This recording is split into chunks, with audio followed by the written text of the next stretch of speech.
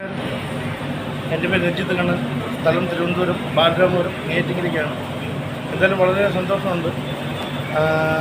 തിരുവനന്തപുരത്ത് നിന്ന് ഇന്ന് ഈ എറണാകുളത്തിൻ്റെ മണ്ണിൽ സിനിമ കാണാൻ ഇത്ര ദൂരം എനിക്ക് എത്തിയതിൽ കരുതൽ ടിക്കറ്റ് കിട്ടുമെന്ന് തന്നെ പ്രതീക്ഷയില്ലായിരുന്നു. അതായത് ലാലേട്ടൻ്റെ കടുത്ത ആരാധകൻ എന്ന നിലയിൽ എന്താ പറയുക, അതുകൊണ്ടുമാണ് ഇത്ര റിസ്ക് എടുത്ത് ജോലിയും ഒഴിവാക്കിയിട്ട് ഞാനിങ്ങോട്ട് എറണാകുളത്തോട്ട് വന്നത്. കാര്യം എന്ന് പറഞ്ഞാൽ തീരെ വന്നതിൻ്റെ കാര്യം എന്ന് പറഞ്ഞാൽ ഈ സിനിമ ഷൂട്ട് ചെയ്ത് മൊത്തം എറണാകുളമാണ്. എറണാകുളം ജില്ലയോടുള്ളൊരു ആ സിനിമയുള്ള ഫീലിംഗ് കൊണ്ടാണ് ഞാൻ ഇത്ര ദൂരം എത്തിയത്. പിന്നെ ഇവിടെ ഓരോരുത്തരും തന്ന സപ്പോർട്ട് ഞാൻ പേടിച്ചിട്ടാണ് വന്നത്.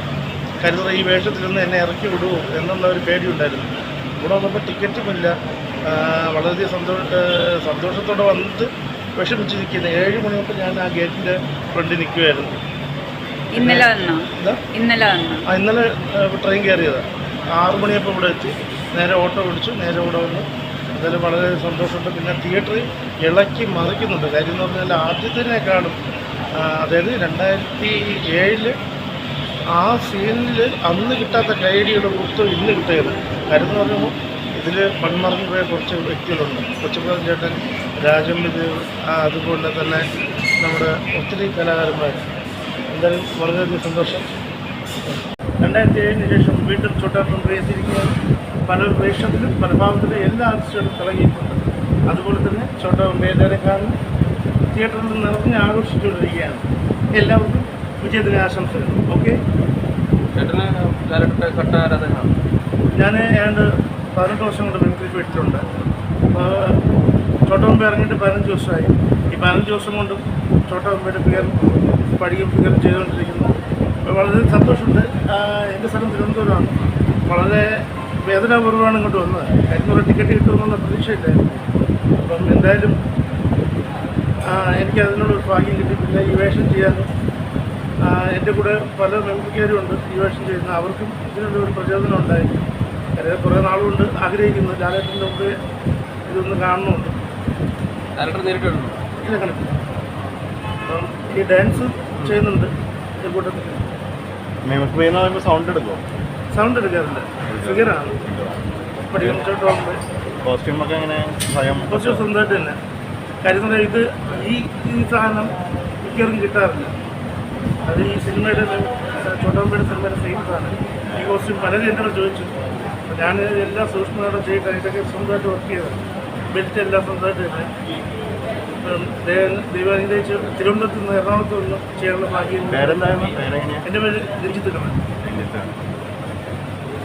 എങ്ങനെയുണ്ട് പടം കണ്ടിട്ട്? എങ്ങനെയുണ്ട്? അയ്യോ, ചിരിക്കാൻ സ്റ്റോപ്പ് കൊടുക്കാൻ പറ്റത്തില്ല. ചിരിച്ചുകൊണ്ടേ ഇരിക്കുക അത്രയ്ക്കും. പക്ഷെ അന്ന് കണ്ടതിനെക്കാട്ടിയും കൂടുതൽ കൈയടിയും പ്രോത്സാഹനം ഇപ്പോഴാണ് ഉണ്ടായത്. എന്തായാലും തിയേറ്റർ ഫുള്ളാണ്, എല്ലാവരും ഫുള്ളാണ്. മണിച്ചേട്ടൻ എന്ന് പറയുമ്പോൾ അതായത് സൈലൻ്റ് ആയിട്ടുള്ള ഒരു ഇതുണ്ട്. അവരെ വീണ്ടും ഓർപ്പിക്കാനും ഈ സിനിമ വീണ്ടും ഒരു പ്രചോദനമായി.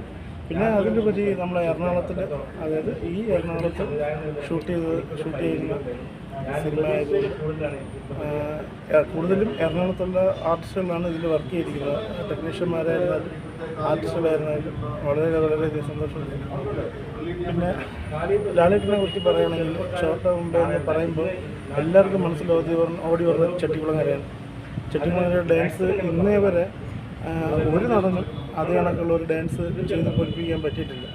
പക്ഷേ പുള്ളി വളരെയധികം ക്യാമറ എഫക്റ്റീവ് ഉണ്ടെങ്കിലും പുള്ളിയുടെ ആ നൃത്തം കണ്ടിട്ടാണ് ഞാനും പഠിച്ചത്.